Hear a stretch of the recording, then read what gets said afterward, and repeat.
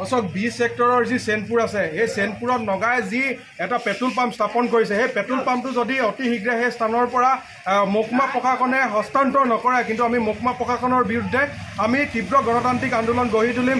আমি এই আন্দোলন কিন্তু যেতিয়ালৈকে তেওঁলোকে ব্যক্তিটো তাত চিল নকৰে বা ব্যক্তিটো তাৰ পৰা নুঠায় আমি কিন্তু মহকুমা প্ৰশাসনৰ জিলা প্ৰশাসনৰ বিৰুদ্ধে আমি কিন্তু গণতান্ত্ৰিক আন্দোলন গঢ়ি তুলিবলৈ বাধ্য হ'ম।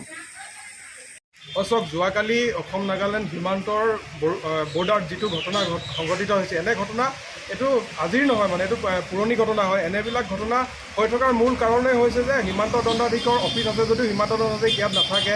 CRPFৰ কেম্পটো আছে উৰিয়ামঘাট নগৰত, যিটো CRPFৰ কেম্প থাকিব লাগে সীমান্ত অঞ্চলত। সেই সীমান্ত অঞ্চলত কিন্তু CRPF নথকা বা মহকুমা প্ৰশাসনৰ ইয়াৰ কোনো ব্যক্তি ইয়াত দণ্ডাধীশ নথকাৰ সুযোগ লৈ কিন্তু আগ্ৰাসী নগাই অসমৰ মাটি আগ্ৰাসন কৰিছে, অসমৰ মাটিত পেট্ৰল পাম্প স্থাপন কৰিছে, অসমৰ মানুহক মাৰধৰ কৰিবলৈ সুবিধা পাইছে। এই সুবিধাটো কিন্তু মহকুমা প্ৰশাসনৰ দুৰ্বলতাৰ কাৰণেই এই সুবিধাটো পাইছে।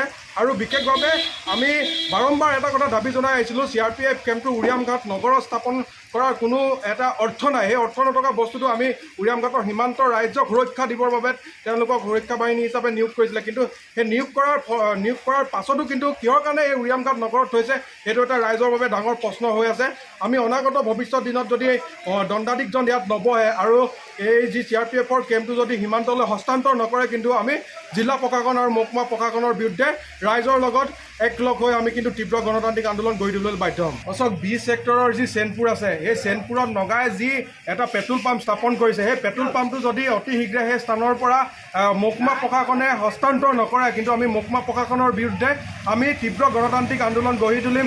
আমি এই আন্দোলন কিন্তু যেতিয়ালৈকে তেওঁলোকে ব্যক্তিটো তাত চিল নকৰে বা ব্যক্তিটো তাৰ পৰা নুঠায় আমি কিন্তু মহকুমা প্ৰশাসনৰ জিলা প্ৰশাসনৰ বিৰুদ্ধে আমি কিন্তু গণতান্ত্ৰিক আন্দোলন গঢ়ি তুলিবলৈ বাধ্য হ'ম।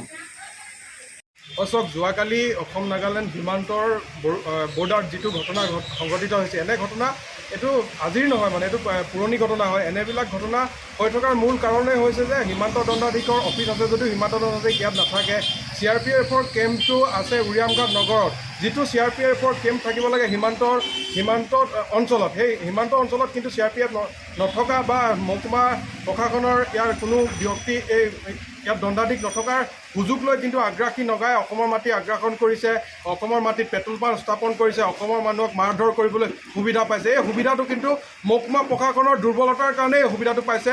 আৰু বিশেষভাৱে আমি বাৰম্বাৰ এটা কথা দাবী জনাই আহিছিলোঁ, CRPF কেম্পটো উৰিয়ামঘাট নগৰত স্থাপন কৰাৰ কোনো এটা অৰ্থ নাই। সেই অৰ্থ নথকা বস্তুটো আমি উৰিয়ামঘাটৰ সীমান্তৰ ৰাজ্যক সুৰক্ষা দিবৰ বাবে তেওঁলোকক সুৰক্ষা বাহিনী হিচাপে নিয়োগ কৰিছিলে, কিন্তু সেই নিয়োগ কৰাৰ পাছতো কিন্তু কিহৰ কাৰণে এই উৰিয়ামঘাট নগৰত থৈছে সেইটো এটা ৰাইজৰ বাবে ডাঙৰ প্ৰশ্ন হৈ আছে। আমি অনাগত ভৱিষ্যত দিনত যদি দণ্ডাধীশজন ইয়াত নবহে আৰু এই যি CRPFৰ কেম্পটো যদি সীমান্তলৈ হস্তান্তৰ নকৰে কিন্তু আমি জিলা প্ৰশাসন আৰু মহকুমা প্ৰশাসনৰ বিৰুদ্ধে ৰাইজৰ লগত একলগ হৈ আমি কিন্তু তীব্ৰ গণতান্ত্ৰিক আন্দোলন গঢ়ি তুলিবলৈ বাধ্য হ'ম।